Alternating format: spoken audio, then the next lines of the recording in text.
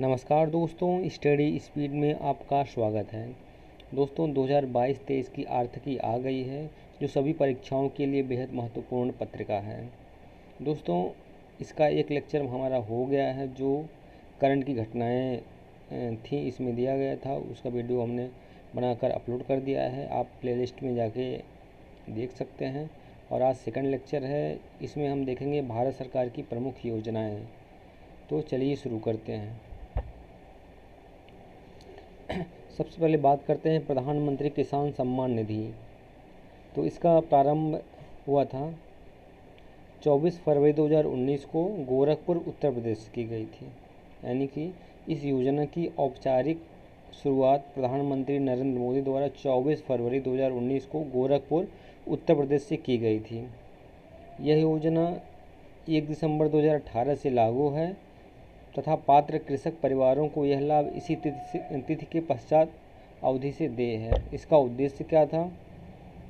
इसका उद्देश्य था इस योजना के तहत सभी पात्र परिवारों को प्रतिवर्ष 6,000 रुपये की आर्थिक सहायता आधार से जुड़े बैंक खातों में प्रत्यक्ष 4 माह की 3 किस्तों प्रत्येक किस्त 2,000 रुपये में उपलब्ध कराई जा रही है।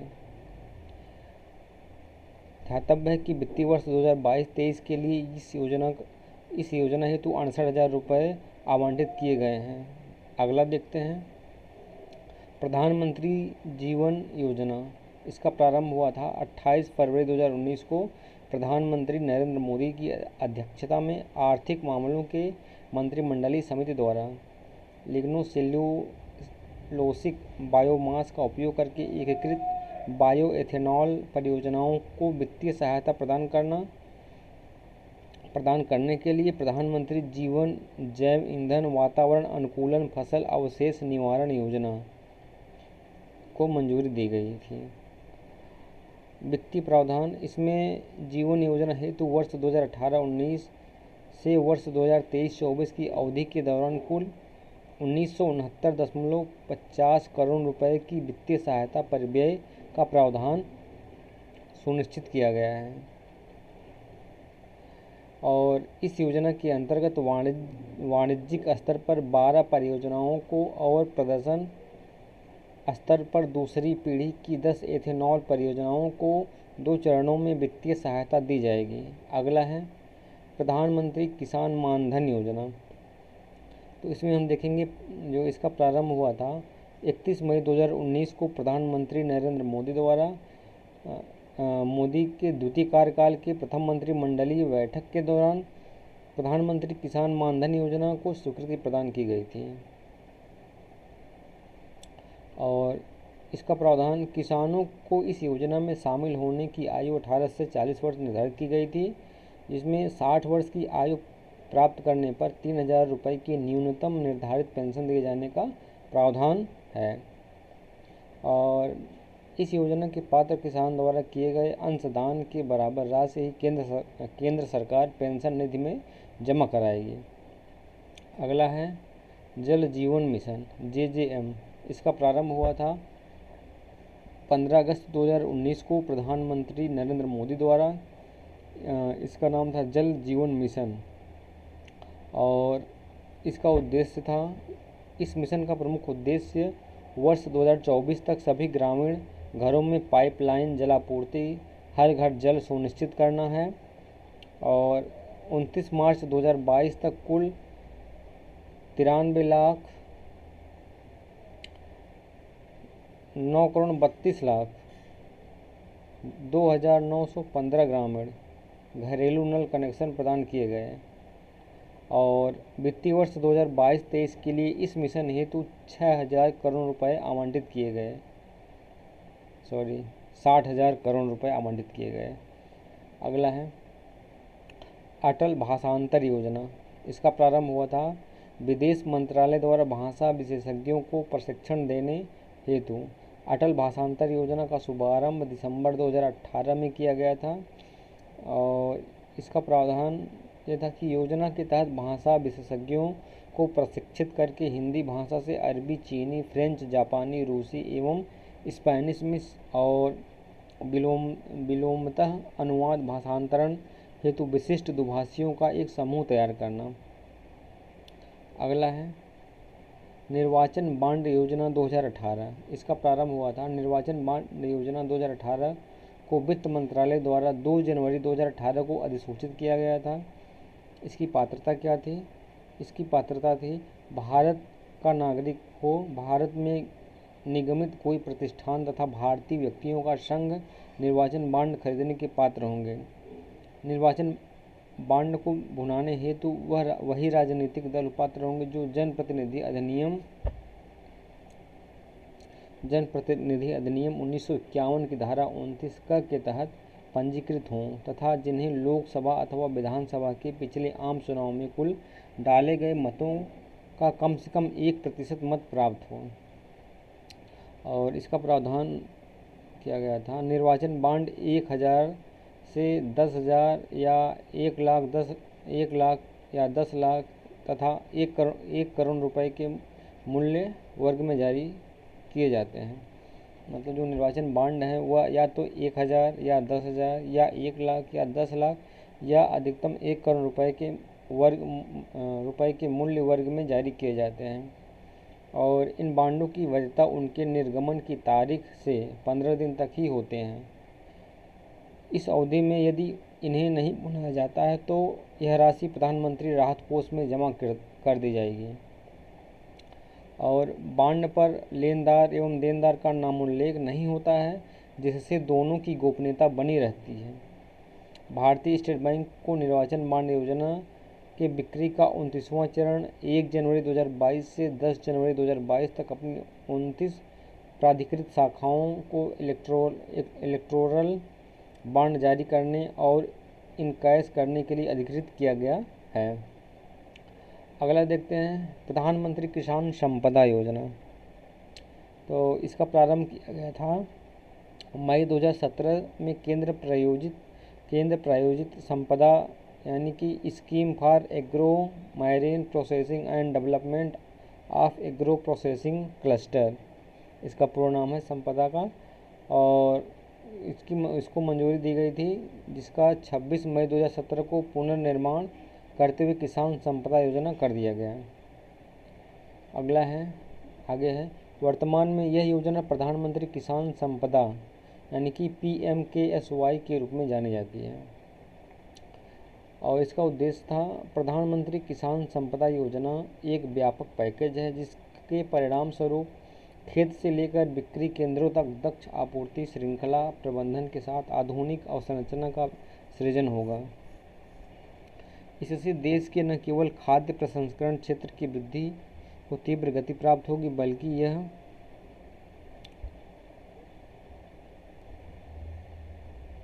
किसानों को बेहतर मूल्य दिलाने तथा किसानों की आय दोगुना करने, विशेष रूप से ग्रामीण क्षेत्रों में रोजगार के भारी अवसर का सृजन करने, कृषि उपज की बर्बादी में कमी लाने, प्रसंस्करण तथा प्रसंस्कृत खाद्य पदार्थों के निर्यात के स्तर को बढ़ाने की दिशा में एक बड़ा कदम होगा।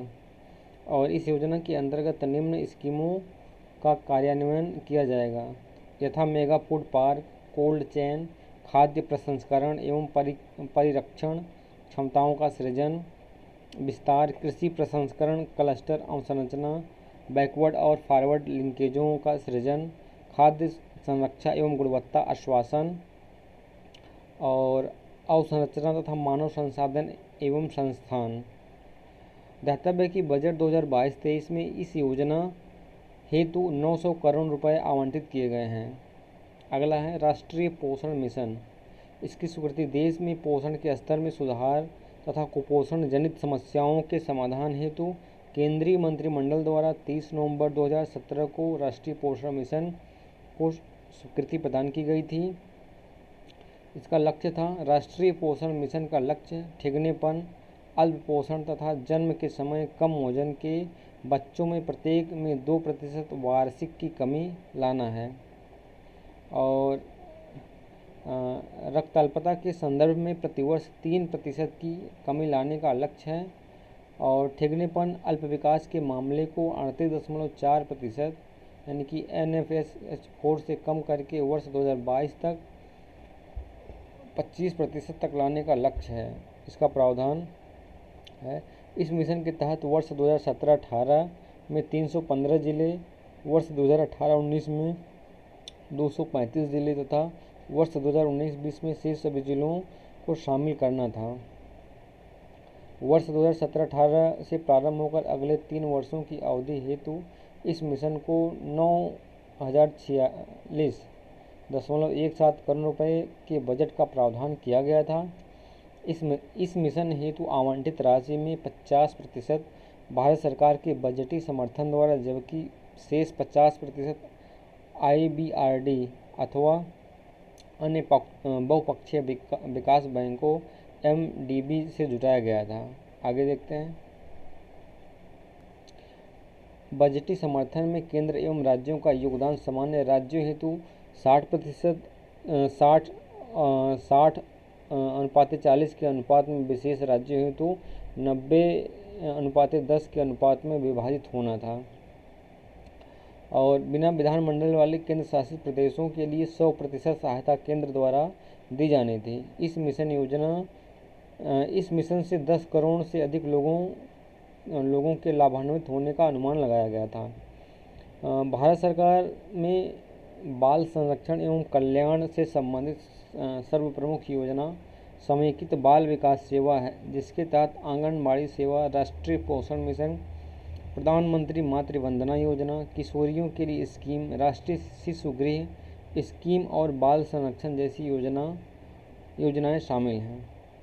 अगली योजना की बात करें तो गंगा ग्राम परियोजना, इसका प्रारंभ किया गया था। गंगा ग्राम परियोजना का शुभारंभ 23 दिसंबर 2017 को नई दिल्ली के विज्ञान भवन में आयोजित किया गया था। इसका नाम गंगा ग्राम स्वच्छता सम्मेलन में किया गया था। यह परियोजना नमामि गंगे के अंतर्गत ही आती है और इसका प्रावधान है। इस परियोजना के तहत गंगा के किनारे स्थित 4,470 गांवों का स्वच्छता आधारित एकीकृत विकास किया जाना प्रावधानित है। इसके तहत ठोस एवं तरल अपशिष्ट प्रबंधन, तालाबों एवं जल संसाधनों का पुनरुद्धार, जल संरक्षण परियोजनाएं, जैविक बागवानी एवं चिकित्सकीय पौधों की कृषि को प्रोत्साहन संबंधी आदि कार्यक्रम संचालित है। पेयजल एवं स्वच्छता मंत्रालय परियोजना की नोडल एजेंसी है। अगला है संकल्प और स्ट्राइव योजनाएं। इसकी स्वीकृति 11 अक्टूबर 2017 को आर्थिक मामलों की मंत्रिमंडलीय समिति द्वारा संकल्प एवं स्ट्राइव योजनाओं को स्वीकृति प्रदान की गई थी। प्रावधान: संकल्प एवं स्ट्राइव योजनाएं विश्व बैंक द्वारा समर्थित हैं। आगे है संकल्प आजीविका संवर्धन हेतु कौशल अधिग्रहण और ज्ञान जागरूकता, यानी कि संकल्प skill acquisition and knowledge awareness for livelihood promotion का संक्षिप्त रूप है। और अगला है स्ट्राइव औद्योगिक मूल्य संवर्धन हेतु कौशल सशक्तिकरण। स्ट्राइव मतलब skill strengthening for industrial value enhancement का संक्षिप्त रूप है। स्ट्राइव मतलब skill strengthening for industrial value enhancement. अगला है दोनों योजनाएं बाजार आवश्यकताओं के अनुरूप कौशल विकास से संबंधित हैं। उद्देश्य: इन योजनाओं का उद्देश्य संस्थागत सुधार और लंबी और छोटी अवधि के VET व्यावसायिक शिक्षण और प्रशिक्षण में कौशल विकास प्रशिक्षण कार्यक्रमों की गुणवत्ता और बाजार प्रासंगिकता में सुधार करना है। अगला है दीनदयाल स्पर्श योजना। दीनदयाल स्पर्श योजना, इसका शुभारंभ दीनदयाल स्पर्श योजना का शुभारंभ 3 नवंबर 2017 को तत्कालीन दूरसंचार राज्य मंत्री स्वतंत्र प्रभार मनोज सिन्हा द्वारा किया गया था और इसका प्रावधान था डाक टिकटों के प्रति अभिरुचि बढ़ाने हेतु इस क्षेत्र में शोध कार्य को प्रोत्साहित करने हेतु एक छात्रवृत्ति योजना है और इसका पूर्ण रूप डाक टिकटों के प्रति अभिरुचि और शोध कार्य के प्रोत्साहन हेतु छात्रवृत्ति, यानी कि स्पर्श scholarship for promotion on aptitude and research in stamps a hobby. यह कक्षा 6 से 9 तक विद्यार्थियों के लिए है। इसके तहत 6,000 रुपये प्रति वर्ष, 500 रुपये प्रति माह छात्रवृत्ति प्रदान की जाएगी। अगला साथी पहल। तो साथी का फुल फॉर्म होता है sustainable and accelerated adoption of efficient textile technologies to help small industries, यानी कि कपड़ा मंत्रालय एवं विद्युत मंत्रालय की एक संयुक्त पहल है। इस पहल का कार्यान्वयन अखिल भारतीय आधार पर संयुक्त रूप से ऊर्जा दक्षता सेवा लिमिटेड और कपड़ा आयुक्त कार्यालय द्वारा किया जा रहा है। और इस पहल हेतु 24 अक्टूबर 2017 को समझौता किया गया था। इसमें क्या क्या प्रावधान है? इस पहल के माध्यम से विद्युत मंत्रालय के अधीन ऊर्जा दक्षता सेवा लिमिटेड यानी कि EESL द्वारा थोक मात्रा में ऊर्जा दक्ष पावर लूम मोटर एवं रैपियर किट की मशीनें खरीदकर उन्हें लघु एवं मध्यम पावर लूम इकाइयों को बिना किसी अग्रिम लागत के प्रदान किया जाएगा। पावर लूम धारकों द्वारा इसे 4 से 5 वर्षों में किस्तों में इन मशीनों का पुनर्भुगतान EESL को किया जाएगा। इससे पावर लूम उद्योग की ऊर्जा दक्षता तथा उत्पादकता दोनों बढ़ेंगे। अगला है संपूर्ण बीमा ग्राम योजना। तो इसका प्रारंभ जो है 13 अक्टूबर 2017 को तत्कालीन दूरसंचार राज्य मंत्री स्वतंत्र प्रभार मनोज सिन्हा द्वारा किया गया था। और इसमें क्या क्या प्रावधान है? योजना के तहत प्रत्येक जिले से कम एक गांव जिसमें न्यूनतम 100 परिवार हों को चिन्हित कर उस गांव के सभी परिवारों को कम से कम एक ग्रामीण डाक जीवन बीमा RPLI पॉलिसी से आच्छादित करना था। इसके अंतर्गत सभी सांसद आदर्श ग्रामों को भी समेकित करना है। अगला है सौभाग्य योजना। तो इसका प्रारंभ 24 सितंबर 2017 को पंडित दीनदयाल उपाध्याय की जयंती पर प्रधानमंत्री नरेंद्र मोदी द्वारा प्रधानमंत्री सहज बिजली हर घर योजना सौभाग्य का शुभारंभ किया गया था। इसका उद्देश्य था देश के ग्रामीण तथा शहरी क्षेत्रों के सभी घरों को विद्युतीकरण करना। प्रावधान क्या क्या था इसके अंतर्गत? योजना के तहत गरीब परिवारों को निःशुल्क जबकि अन्य परिवारों को 500 रुपये के भुगतान पर विद्युत कनेक्शन उपलब्ध कराना। और इस परियोजना हेतु कुल 16,320 करोड़ रुपए, ग्रामीण क्षेत्रों हेतु 14,025 करोड़ रुपए तथा शहरी क्षेत्रों हेतु 2295 करोड़ का परिव्यय निर्धारित किया गया था। इस योजना के तहत 3 करोड़ गैर विद्युतीकृत घरों के विद्युतीकरण का लक्ष्य है। और योजना का परिचालन rural electrification corporation limited REC द्वारा किया जाएगा। अगला है प्रधानमंत्री मातृ वंदना योजना। तो इसका प्रारंभ 1 जनवरी 2017 को प्रभावी है। और इसमें क्या क्या प्रावधान है देखते हैं। तो प्रधानमंत्री मातृ वंदना योजना राष्ट्रीय खाद्य सुरक्षा अधिनियम 2013 के प्रावधानों के अनुरूप महिला एवं बाल विकास मंत्रालय द्वारा क्रियान्वित किया जा रहा है। योजना के तहत गर्भवती महिलाओं तथा स्तनपान कराने वाली महिलाओं के प्रथम बच्चे के जन्म पर पोषण संबंधी जरूरतों को पूरा करने हेतु 5,000 रुपये नकद प्रदान किए जाते हैं। यह राशि 3 किस्तों में प्रदान की जाती है। पहला है 1,000 रुपये की पहली किस्त गर्भावस्था के पंजीकरण के समय। अगला है 2,000 रुपये की दूसरी किस्त गर्भावस्था के 6 माह बाद कम से कम एक प्रसव पूर्व जांच कराने के बाद। अगला है 2,000 रुपये की तीसरी किस्त बच्चे के जन्म के पंजीकरण होने तथा उसके टीकाकरण चक्र शुरू होने पर। तो इस योजना में केंद्र या राज्य सरकार अथवा सार्वजनिक क्षेत्र के उपक्रमों में नियमित कर्मचारी महिलाएं शामिल नहीं हैं। प्रधानमंत्री वय वंदना योजना, इसका शुभारंभ जो है प्रधानमंत्री वय वंदना योजना का प्रारंभ 21 जुलाई 2017 को तत्कालीन केंद्रीय वित्त मंत्री अरुण जेटली द्वारा नई दिल्ली में की गई थी। इसमें क्या क्या प्रावधान था? तो यह 60 वर्ष या उससे अधिक आयु के वरिष्ठ नागरिकों हेतु एक पेंशन योजना है। इस योजना को 31 मार्च 2023 तक के लिए बढ़ा दिया गया है। योजना के संचालन का दायित्व तो भारतीय जीवन बीमा निगम का है। और आगे देखते हैं, अगला है माँ कार्यक्रम, यानी माँ मदर्स एब्सोल्यूट अफेक्शन। इसका शुभारंभ 5 अगस्त 2016 को केंद्रीय स्वास्थ्य परिवार कल्याण मंत्रालय द्वारा किया गया था। इसमें क्या लक्ष्य है, तो स्तनपान के लाभ के बारे में लोगों को, विशेष रूप से माताओं को जागरूक करना तथा स्तनपान को बढ़ावा देना।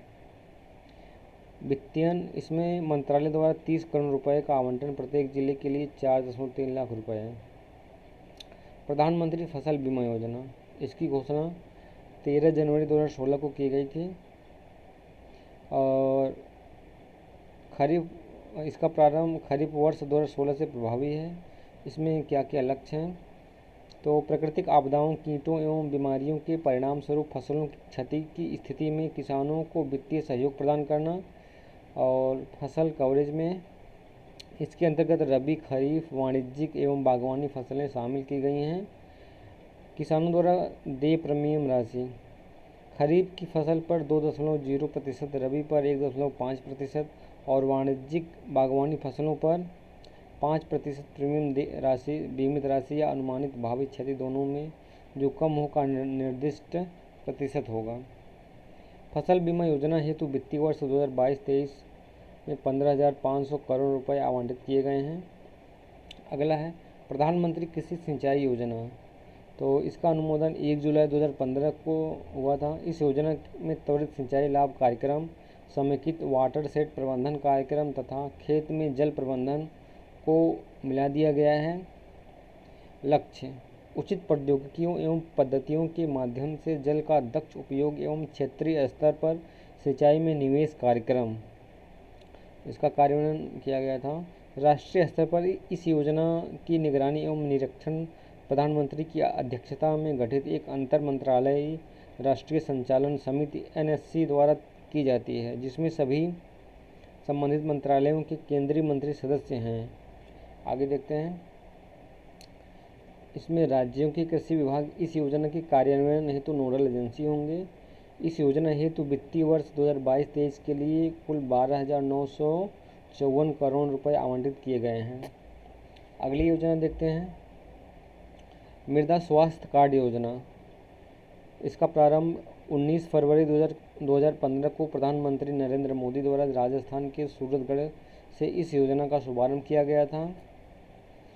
और इस अवसर पर प्रधानमंत्री ने स्वस्थ धरा खेत हरा का नारा भी दिया था। इसमें इसका क्या लक्ष्य है, तो मृदा स्वास्थ्य में सुधार हेतु किसानों को मृदा की वास्तविक स्थिति को बताना, जिससे संपोषणी कृषि को बढ़ावा दिया जा सके। और अगले 3 वर्षों में 14 करोड़ किसानों को मृदा स्वास्थ्य कार्ड जारी करना, और ये कार्ड प्रत्येक 3 वर्षों के चक्र में एक बार जारी किए जाएंगे। यह योजना कृषि एवं सहकारिता विभाग की देखरेख में भारत के सभी राज्यों एवं केंद्र शासित प्रदेशों में लागू की गई है। अगला है मेक इन इंडिया, तो इसका प्रारंभ 25 सितंबर 2014 को हुआ था और इसका लक्ष्य था विनिर्माण क्षेत्र के संवर्धन हेतु भारत के महत्वपूर्ण विनिर्माण निवेश तथा अभिनव प्रयोगों के वैश्विक केंद्र के रूप में परिवर्तित करना। इसके लिए 25 औद्योगिक क्षेत्रों की पहचान की गई है। वर्ष 2022 तक सकल घरेलू उत्पाद में विनिर्माण क्षेत्र की हिस्सेदारी को 16% से बढ़ाकर 25% करना एवं इस क्षेत्र में 100 मिलियन अतिरिक्त रोजगार का सृजन करना। अगला है दीनदयाल उपाध्याय श्रमेव जयते। इसका प्रारंभ 16 अक्टूबर 2014 को किया गया था। इसका लक्ष्य है श्रम क्षेत्र में पारदर्शिता एवं दक्षता के माध्यम से औद्योगिक विकास हेतु अनुकूल परिवेश बनाना। इस कार्यक्रम के अंतर्गत 5 योजनाएं यथा समर्पित श्रम सुविधा पोर्टल, आकस्मिक निरीक्षण की नई योजना, यूनिवर्सल खाता संख्या, प्रशिक्षु प्रोत्साहन हेतु योजना तथा पुनर्गठित राष्ट्रीय स्वास्थ्य बीमा योजना शामिल की गई हैं।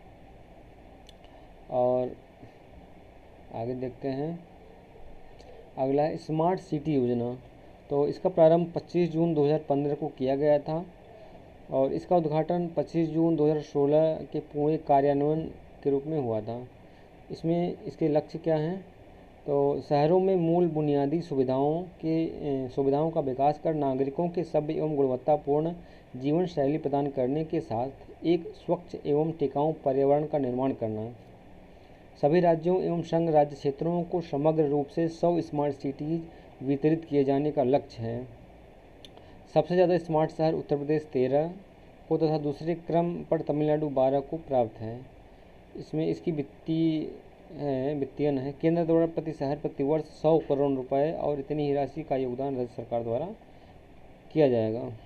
अगला है अटल नवीकरणीय और शहरी परिवर्तन मिशन। इसका प्रारंभ 25 जून 2015 को नई दिल्ली में किया गया था। इसका लक्ष्य है 1 लाख से अधिक की आबादी वाले सभी शहरों सहित सभी राजधानियों में परिवारों को बुनियादी सुविधाएं उपलब्ध कराना। प्रमुख क्षेत्र क्या क्या क्षेत्र हैं? तो इसमें जलापूर्ति, सीवरेज सुविधा, सेप्टेज प्रबंधन, बाढ़ को कम करने हेतु वर्षा का जल प्रबंधन, पैदल मार्ग, गैर मोटरकृत और सार्वजनिक परिवहन सुविधा हेतु पार्किंग स्थल, 5 बच्चों के लिए हरित स्थलों, पार्कों तथा मनोरंजन केंद्रों का निर्माण एवं उन्नयन जिनसे शहरों का भव्यता बढ़े। इसकी वित्तीय सहायता है वर्ष 2015-16 से 5 वर्ष के लिए कुल परिव्यय 50,000 करोड़ रुपए है। नेक्स्ट है, अगला है स्टैंड अप इंडिया। तो इसका प्रारंभ किया गया था 15 अगस्त 2015 को इसकी घोषणा की गई थी। 5 अप्रैल 2016 को नोएडा उत्तर प्रदेश से शुभारंभ किया गया था। इसका लक्ष्य है संस्थागत साख संरचना तथा अनुसूचित जाति, जनजाति एवं महिला उद्यमियों की पहचान को आसान बनाना और सभी वाणिज्यिक बैंकों की प्रत्येक शाखा से कम एक अनुसूचित जाति तथा अनुसूचित जनजाति तथा एक महिला ऋण ग्राहियों को 10 लाख से 1 लाख करोड़ रुपए तक ऋण किसी नव उद्यम हेतु उपलब्ध करवाना। इस योजना के कार्यान्वयन हेतु सिडबी द्वारा पुनर्वित्त पोषण किया जाएगा। National credit guarantee trust company limited यानी कि NCGTC 5,000 करोड़ रुपए के कोष के माध्यम से क्रेडिट गारंटी तंत्र बनाएगा। अगला है प्रधानमंत्री कौशल विकास योजना। इसका प्रारंभ किया गया था 15 जुलाई 2015 विश्व युवा कौशल दिवस पर। इसका लक्ष्य है आगामी 4 वर्षों यानी कि 2016 से 2020 के दौरान देश के 1 करोड़ युवाओं को प्रशिक्षित करना। योजना में श्रम बाजार में नव प्रवेशी और 10वीं तथा 12वीं की पढ़ाई बीच में छोड़ने वाले छात्रों को प्रशिक्षित करने पर विशेष ध्यान दिया गया है। योजना में प्रत्येक प्रशिक्षु का औसतन 8,000 रुपये का आर्थिक सहयोग दिए जाने का प्रावधान है। अगला है बेटी बचाओ बेटी पढ़ाओ, बहुत ही महत्वपूर्ण है। तो इसका प्रारंभ 22 जनवरी 2015 को हरियाणा के पानीपत से हुआ था। इसका लक्ष्य है लिंग आधारित भेदभाव को खत्म करके लिंगानुपात को ऊपर उठाना। और प्रारंभ में इसे देश के सबसे कम लिंगानुपात वाले 100 जिलों में लागू किया गया था, जिसके तहत 1 वर्ष में जन्म लिंगानुपात SRB यानी सेक्स रेशियो एट बर्थ में 10 अंकों की वृद्धि का लक्ष्य रखा गया था। वर्तमान में इस योजना का विस्तार भारत के समस्त जिलों तक किया जा चुका है। यह 3 मंत्रालयों यानी कि स्वास्थ्य एवं परिवार कल्याण मंत्रालय, मानव संसाधन विकास मंत्रालय और महिला एवं बाल विकास मंत्रालय की संयुक्त पहल है। अगली योजना है प्रधानमंत्री उज्ज्वला योजना, बहुत ही महत्वपूर्ण है और इसका प्रारंभ 1 मई 2016 को बलिया उत्तर प्रदेश से किया गया था। इसका लक्ष्य है गरीबी रेखा से नीचे जीवन यापन करने वाले निर्धन परिवारों को स्वच्छ ईंधन LPG उपलब्ध कराना था। आदर्श वाक्य स्वच्छ ईंधन बेहतर जीवन, इसका आदर्श वाक्य था स्वच्छ ईंधन बेहतर जीवन। इस योजना के अंतर्गत 3 वर्षों यानी 2016 से 2019 में गरीबी रेखा के नीचे जीवन यापन करने वाले 5 करोड़ परिवारों की महिलाओं को निःशुल्क रसोई गैस कनेक्शन उपलब्ध कराने का लक्ष्य रखा गया था। जिसे बजट 2018-19 में संशोधित कर 8 करोड़ कर दिया गया। और यह योजना बीपीएल परिवारों के लिए प्रत्येक एलपीजी कनेक्शन पर 1600 रुपये की वित्तीय सहायता प्रदान करती है। अगली योजना देखते हैं, दीनदयाल अंत्योदय योजना राष्ट्रीय ग्रामीण आजीविका मिशन। इसका प्रारंभ वर्ष 1999 में शुरू की गई स्वर्ण जयंती ग्राम स्वरोजगार योजना यानी कि SGSY की उत्तरवर्ती योजना है, जिसे 3 जून 2011 को राष्ट्रीय ग्रामीण आजीविका मिशन में परिवर्तित कर दिया गया। इसका लक्ष्य है ग्रामीण क्षेत्रों में स्वरोजगार एवं कुशल मजदूरी रोजगार के माध्यम से गरीबों की आजीविका में सतत सुधार करना। प्रत्येक ग्रामीण गरीब परिवार की कम से कम एक महिला सदस्य को समयबद्ध तरीके से स्वयं सहायता समूह SHG के अंतर्गत लाना। योजना के तहत लगभग 7 करोड़ ग्रामीण परिवारों की आजीविका में सुधार का लक्ष्य रखा गया है। और इसमें वित्तीय सहायता के लिए केंद्र एवं राज्यों द्वारा 75:25 के अनुपात में सिक्किम सहित पूर्वोत्तर राज्यों हेतु में और स्पेशल सिक्किम सहित पूर्वोत्तर राज्यों हेतु यह अनुपात 90 के अनुपात 10 के अनुपात तथा केंद्र शासित प्रदेशों के लिए 100% केंद्र द्वारा वहन किया जाएगा, अन्यथा 75:25 के अनुपात में केंद्र और राज्यों का हिस्सा होगा। अगला स्टार्टअप इंडिया, इसका प्रारंभ किया गया था 15 अगस्त 2015 की घोषणा 15 अगस्त 2015 को घोषणा की गई थी, जबकि इसका शुभारंभ जो है 16 जनवरी 2016 को किया गया था। इसका उद्देश्य था नवोन्मेष को बढ़ावा तथा कारोबार की शुरुआत हेतु अनुकूल वातावरण का सृजन। इसकी अर्हता क्या थी? कंपनी का गठन अथवा पंजीकरण भारत में हो और संस्था के पंजीकरण निगमनीकरण की तिथि से 7 वर्ष यानी कि बायोटेक्नोलॉजी क्षेत्र हेतु 10 वर्ष तक दातव्य है कि पहल से 5 वर्ष थी। और किसी वित्तीय वर्ष में वार्षिक कारोबार यानी कि टर्नओवर 25 करोड़ से अधिक न हो।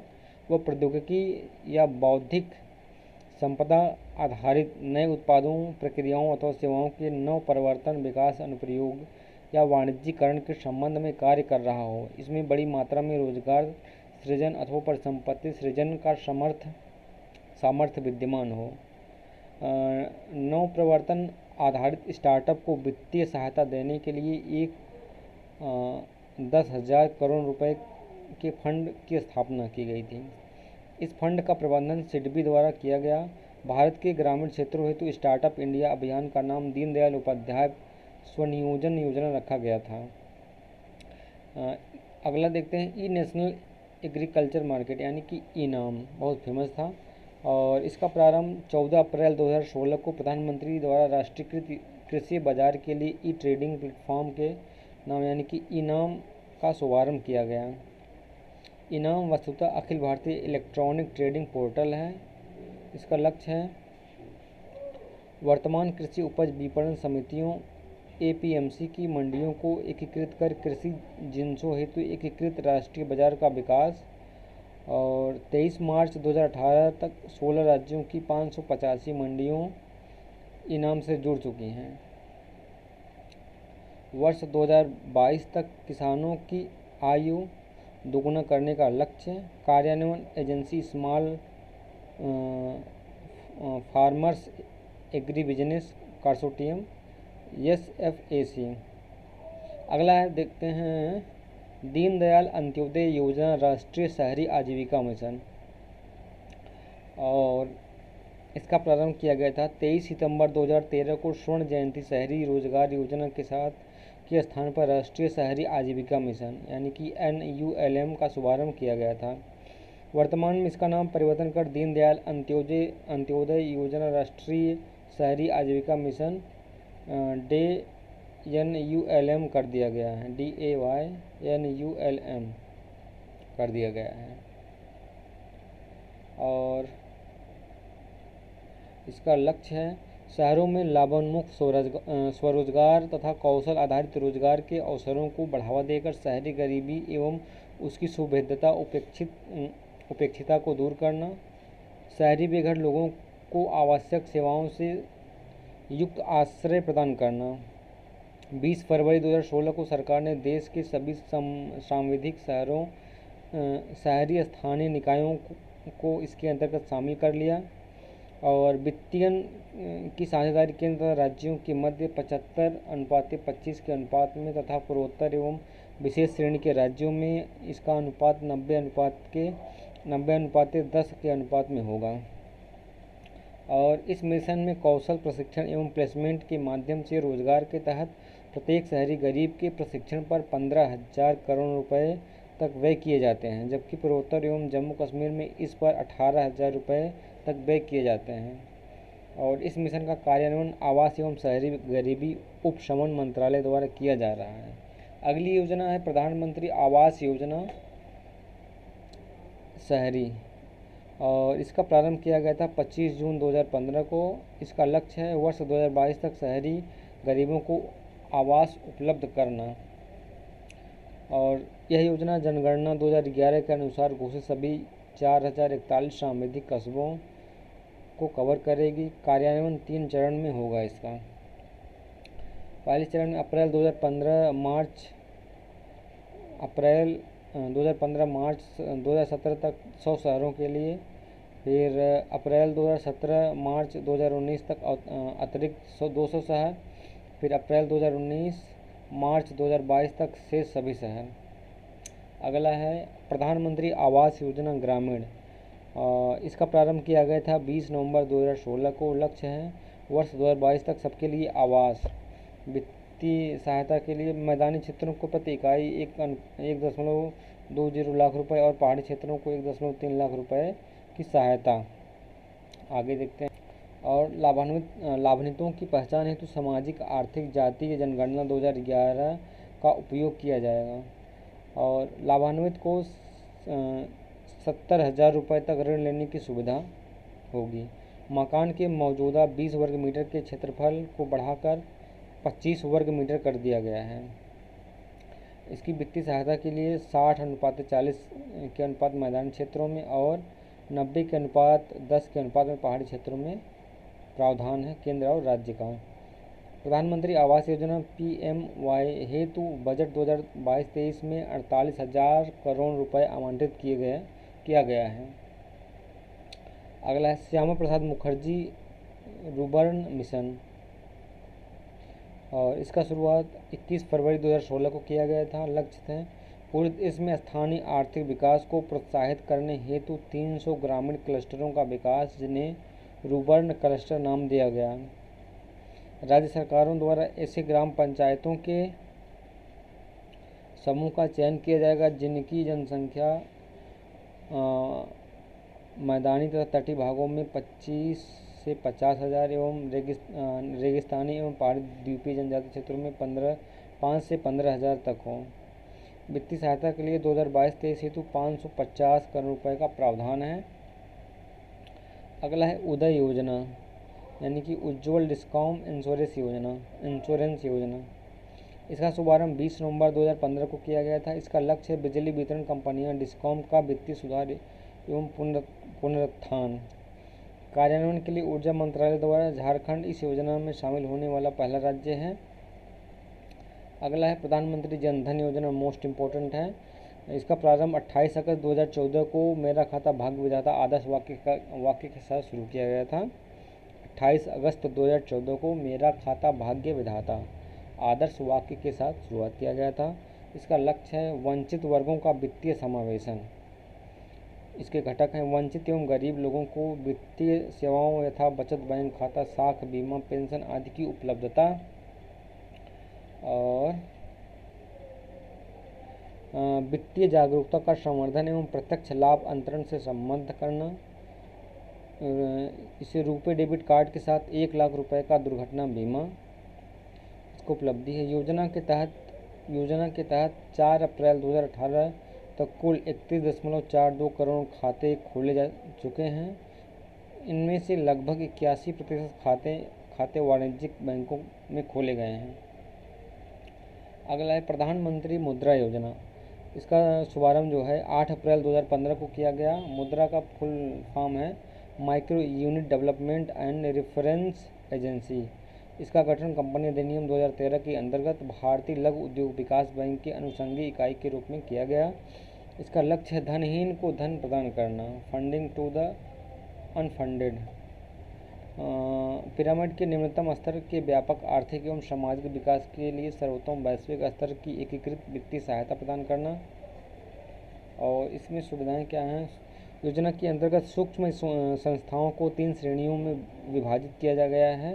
पहला है शिशु उद्योग 50,000 रुपये तक, किशोर उद्योग 50,000 से 5 लाख और तरुण उद्योग के लिए 5 लाख से 10 लाख रुपए तक। और इस योजना हेतु वित्तीय वर्ष 2021-22 हेतु 2500 करोड़ रुपए आवंटित किए गए हैं। अगला है अटल पेंशन योजना और इसका प्रारंभ किया गया था 1 जून 2015 पूर्व की स्वावलंबन योजना का विलय। इसका लक्ष्य है निजी क्षेत्र में कार्यरत असंगठित गरीब कामगारों को सामाजिक सुरक्षा प्रदान करना। और इसमें अभिदाताओं को उनके अंशदान के आधार पर 60 वर्ष की आयु पूरी होने पर 1,000 से 5,000 के बीच पेंशन का प्रावधान। पात्रता के लिए 18 से 40 वर्ष की आयु के सभी बैंक खाताधारक पात्र होंगे। और अभिदाता द्वारा अंशदान की न्यूनतम अवधि 20 वर्ष है। 5 वर्षों का अंशदान का 50% 1,000 रुपये प्रतिवर्ष जो भी कम हो का वहन सरकार द्वारा किया जाएगा। अगला प्रधानमंत्री सुरक्षा बीमा योजना। इसका शुभारंभ 9 मई 2015 को कोलकाता से किया गया था। इसका लक्ष्य सभी भारतीय विशेषकर गरीब और कमजोर तबकों एवं असंगठित क्षेत्रों के श्रमिकों के लिए सार्वभौमिक सामाजिक सुरक्षा प्रणाली का निर्माण। योजना की अवधि 1 वर्ष 1 जून से 31 मई तक होगी। और इसकी पात्रता है 18 से 70 वर्ष की आयु के सभी बचत बैंक खाता धारक पात्र होंगे। इसमें प्रीमियम की राशि 12 रुपये स्वतः भुगतान प्रणाली के माध्यम से किया जाएगा। और इसमें दुर्घटना मृत्यु अथवा पूर्ण अपंगता पर 2 लाख रुपये, आंशिक अपंगता पर 1 लाख रुपया दिया जाएगा। और अगला है प्रधानमंत्री जीवन ज्योति बीमा योजना। इसका शुभारंभ 9 मई 2015 को किया गया था। इसका लक्ष्य जीवन बीमा को बढ़ावा देने के साथ साथ पॉलिसी धारक की मृत्यु होने पर उसके परिवार को आर्थिक सहायता प्रदान करना। इसके लिए पात्रता वर्ष है 18 से 50 वर्ष की आयु के सभी व्यक्ति। प्रीमियम राशि है 330 रुपये और जोखिम कवरेज है 2 लाख रुपये।